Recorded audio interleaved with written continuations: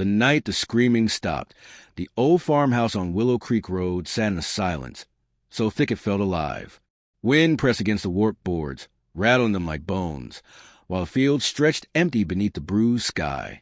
Inside, the Callahan family tried to return to normal, though nothing about their lives had been normal since Duke, their retired K9 German Shepherd, began refusing to leave the backyard.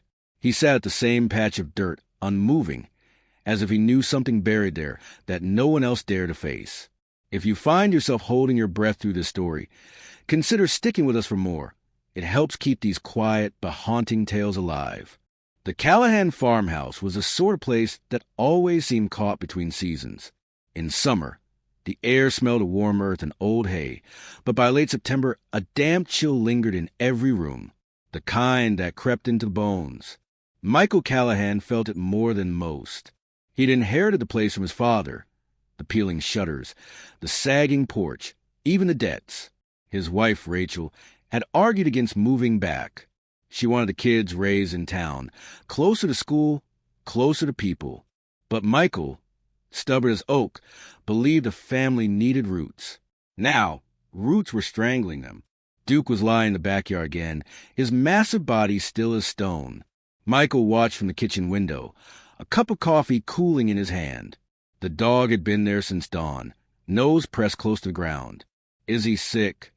Rachel's voice carried a tremor she tried to mask with irritation. She was making the kids' lunches, her movements sharp, mechanical. Michael shrugged. He's old, probably just tired. But it wasn't that. He knew it wasn't that.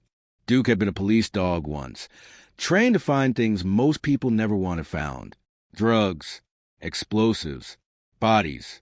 And all those years, Michael had never seen him act like this, silent, tense, refusing to be moved.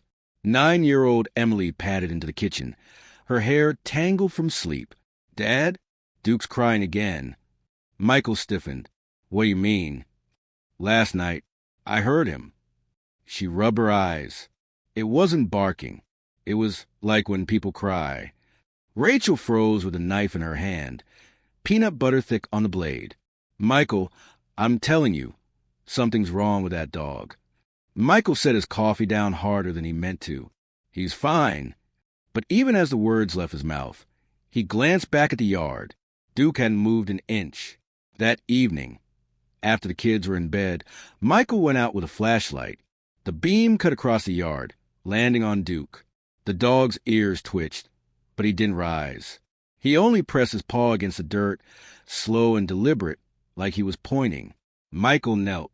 The soil was uneven here, disturbed. A shallow dip in the ground, just wide enough for Michael. Rachel's voice came from the porch. She stood with her arms folded, sweater pulled tight. If that dog digs up another raccoon, I swear. He's not digging, Michael interrupted. His throat felt dry. He's showing me something. Rachel's expression hardened. Don't start. Start what? You know what? You're seeing ghosts because of your father. Michael's jaw clenched. His father had died on this land, alone in a rocking chair with whiskey on his breath. They'd never been close. But lately Michael had been dreaming of him. Dreams where his father's hands were caked in dirt, pointing to the backyard. He didn't tell Rachel that. He didn't tell her that Duke's stare matched the one in his dreams. The next morning, the tension in the house had thickened. Emily and her younger brother, Tyler, bickered over cereal. Rachel kept snapping at them. Michael barely ate. When the school bus rumbled away, Michael grabbed a shovel from the shed. Duke rose for the first time in 2 days, tail stiff, ears pricked. What are you doing? Rachel demanded, stepping out onto the porch, seeing what's there. Michael. Rachel, I have to. He drove the shovel into the dirt. The sound of metal biting earth rang sharp in the cold air. Duke whined, circling closer. Rachel wrapped her arms around herself, watching. The soil gave easily, as if it had been turned not long ago. Within minutes, Michael hit something solid. Wood. His breath hitched. He scraped away more dirt until the outline was clear. A wooden box, rough, about the size of a trunk. Rachel's voice broke. Michael, what the hell is that? Duke barked, a single violent sound that made both of them flinch. Michael brushed more soil away. The box was old, the wood damp, iron hinges rusted. His hands trembled on the shovel. "I think," he whispered. And then the smell hit him, sweet and rotten, the kind of stench that clawed his way into the throat and wouldn't let go. Rachel gagged, covering her mouth. Duke snarled, teeth bared at the box. Michael stumbled back, chest heaving. Rachel's eyes were wide, shining with terror. "Call the police." Michael nodded, but his body wouldn't move. He couldn't take his eyes off the box, because deep down, some part of him already knew this wasn't the first secret buried in the Callahan backyard. The red and blue lights cut through the fog that had rolled over Willow Creek. By nightfall, the Callahan farmhouse looked smaller under their pulse, almost fragile, as if the house itself had secrets it couldn't bear to hold. Deputy Harris was the first to arrive. Stocky, balding, with a perpetual coffee stain on his uniform shirt. He'd grown up 2 roads over. He'd played baseball with Michael once, back when they were teenagers who thought they'd never leave this town. Now he stood staring at the half-dug hole in the yard, chewing the inside of his cheek. "Jesus, Mike, what did you go and dig up?" Michael shook his head, arms stiff at his sides. He hadn't touched the shovel since the smell hit. Duke hadn't left the spot either. His hackles raised, a low growl vibrating in his throat whenever anyone got too close. Rachel hovered on the porch, pale, lips pressed thin. She hadn't spoken since calling the sheriff's office. "Don't touch it," Harris muttered, squatting low but keeping his hands clear of the box. "We'll wait for Sheriff Daniels." Sheriff Clay Daniels arrived not long after. Tall, with the kind of posture that made him look like he'd been carved from the same oak trees that lined Willow Creek. His reputation was a mix of respect and unease. People said he had a way of knowing more than he let on, that his loyalty wasn't always as clear-cut as his badge suggested. He flicked a cigarette into the dirt before stepping into the beam of flashlights. "Move the family inside," he told Harris. His voice carried quiet authority. But Michael shook his head. "I'm not leaving." Daniel studied him for a moment, then nodded once. "Fine, but you don't touch a damn thing." 2 more deputies arrived with gear. Plastic sheeting, evidence markers. Camera flashes popped in the dark like fireflies. The air smelled of damp earth, diesel, and that sweet rot wafting from the box. Duke stayed pressed against Michael's leg, body rigid. His growl never stopped. When they pried open the box, the night seemed to hold its breath. Inside were bones. Small ones. Fragile. Rachel gasped, stumbling back against the porch railing. Her hand clutched her mouth as if to keep from screaming. Michael's stomach turned to stone. He'd expected something. Maybe an animal, maybe old trash his father had buried. But this was different. Daniels crouched, shining his flashlight across the remains. His face gave nothing away. "Human," he said softly. "Child-sized." Rachel broke then. Her sob cracked across the yard like glass shattering. She turned away, clutching her sweater, her shoulders shaking. Michael couldn't move, couldn't breathe. He stared at the bones, every nerve screaming that this was wrong, that they didn't belong here, not on his land, not under his roof. The deputies bagged the bones with slow precision, the sound of latex gloves snapping loud in the cold. Harris muttered under his breath, "God Almighty!" Daniels finally straightened, brushing dirt from his hands. His gaze fixed on Michael. "You didn't know about this?" Michael's voice scraped out, hoarse. "No. I swear to God, Clay, I didn't know." Daniels didn't blink. "Your father ever mention anything?" The question landed like a blow. His father. Whiskey stinking. Fist swinging, secret keeping. The man had died in that rocking chair like he'd lived, angry and alone. Michael shook his head slowly. He never said a word. Daniel's jaw tightened, as if he didn't quite believe him. "We'll need to take statements. All of you." Rachel's voice broke from the porch. "My children live here. You're telling me." She cut herself off, sobbing again. Daniels turned to her, softer now. "We'll find out what happened. I promise you that." But Michael saw something flicker in his eyes. Not certainty, not control, but something closer to fear. That night, the Callahans weren't allowed to stay in the house. The deputies strung yellow tape across the backyard, floodlights glaring down on the raw, gaping hole. Rachel took Emily and Tyler to her sister's place in town. Michael stayed behind. He sat on the porch steps with Duke beside him, both of them staring at the backyard. Every creak of the house, every whisper of the wind set his nerves on edge.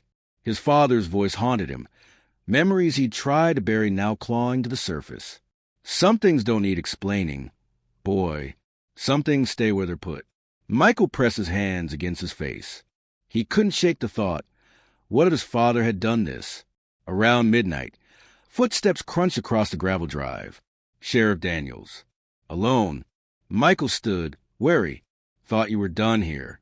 Daniels lit another cigarette, the glow sharp in the dark. He exhaled smoke, watching it curl toward the stars. Had some things to finish. Silence stretched between them, broken only by Duke's low growl. Daniels finally spoke. Your father ever talk about the summer of '92? Michael frowned. No. Why? Daniels' eyes narrowed. That was the year a girl went missing. 12 years old. Last seen riding her bike near Willow Creek. He paused, watching Michael. We never found her. Michael's pulse hammered. You think those bones? I think we'll need DNA to be sure.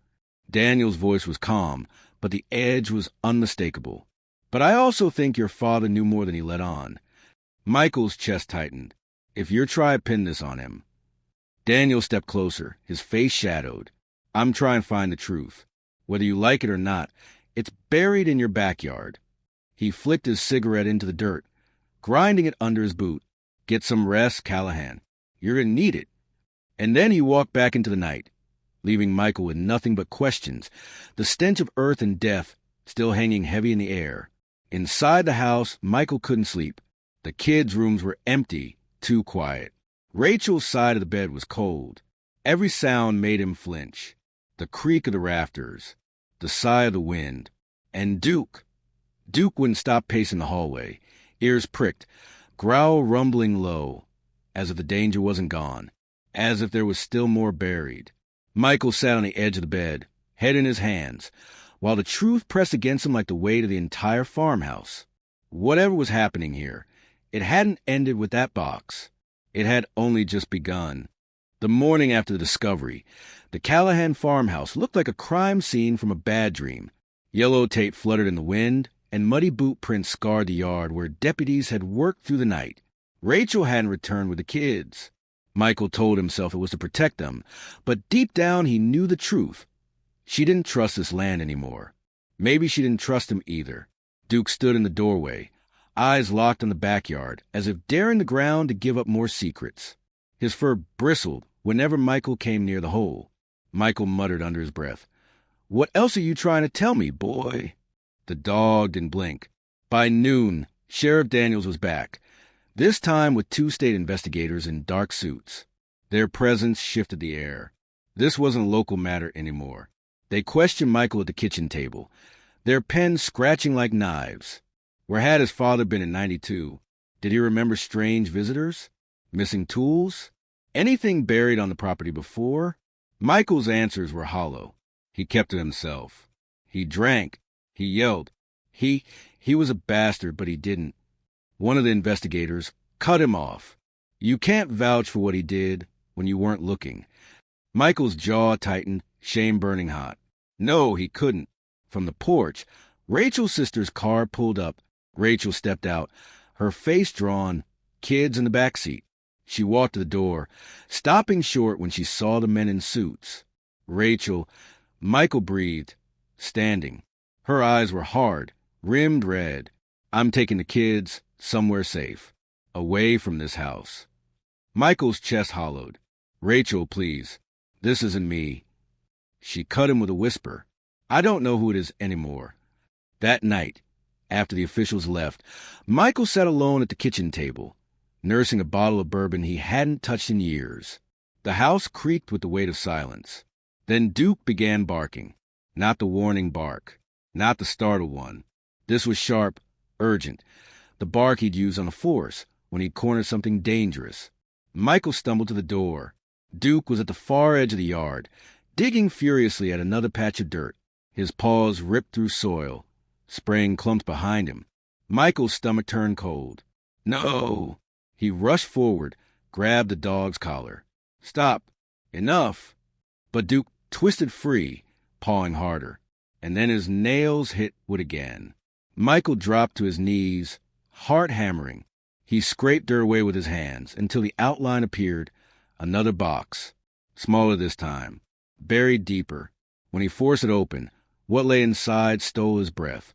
Photographs, dozens of them, children, some smiling, some not, black and white, Polaroids, newer prints faded by damp earth. Each one bore dates scrawled in his father's handwriting, and tucked beneath them, a badge, Sheriff Daniels. Michael's mind reeled. His father hadn't buried this alone. Someone had helped. Someone still alive. The dog growled low, ears pinned. Headlights flared on the gravel drive. A truck pulled in. Daniel stepped out, his shadow stretching long under the floodlights. Michael shoved the lid shut, dirt still on his hands. Daniel saw the box. His jaw clenched. Damn it, Callahan. Michael staggered back, horror dawning. It was you. Daniel's voice was flat, deadly calm. Your father and I, we kept things quiet. For the good of the town. People wouldn't understand. Michael shook his head. Children, Clay. You buried children. Daniel stepped closer, hand resting near his holster. You don't know what you're talking about. You don't know what kind of men they really were. Some things are better left under the dirt. Duke snarled, teeth flashing. Michael's voice cracked. You killed them. Daniel's eyes narrowed. I protected this county. Same as your father. The silence between them stretched taut, broken only by the dog's growl and the rasp of Michael's breath. Then Daniels drew his gun. It happened fast. The glint of metal. The smell of cold oil and gunpowder. But Duke was faster. The shepherd lunged, teeth sinking into Daniel's arm before he could aim. The sheriff roared, stumbling back, his weapon clattering into the dirt. Michael dove for it, his hands slick with sweat and soil. Daniels cursed, slamming Duke against the ground, but the dog held on, refusing to let go even as blood spattered the grass. Michael leveled the gun. His father's voice whispered in his skull, "Some things stay buried." But Michael's voice, raw and breaking, said, "Not anymore." The shot echoed across Willow Creek. Daniels collapsed. His blood seeped into the soil that had hidden so many secrets. Duke limped back, panting, eyes locked on Michael. By dawn, state troopers had the yard swarming with lights and tape again. Daniel's crimes unraveled quickly. The missing girl from '92. Others over the years. He'd buried them with the help of Michael's father. A pact of silence between men who thought they could play God. Rachel returned with the kids that morning. She stood in the doorway, eyes wide, taking in the scene. The uniforms, the boxes of evidence, the tired slump of her husband's shoulders. Michael didn't speak. He couldn't. He only looked at her, waiting. She stepped closer, the children clutching her hands. For the first time in days, she didn't pull away. Duke lay in the grass, bandaged and alive, his eyes heavy with exhaustion. Michael knelt beside him, burying his hands in the dog's fur. "You saved us," he whispered. The wind shifted through the fields, carrying the scent of earth. Clean this time, not tainted. For once, the Callahan land felt lighter, but the silence it left behind would linger for years.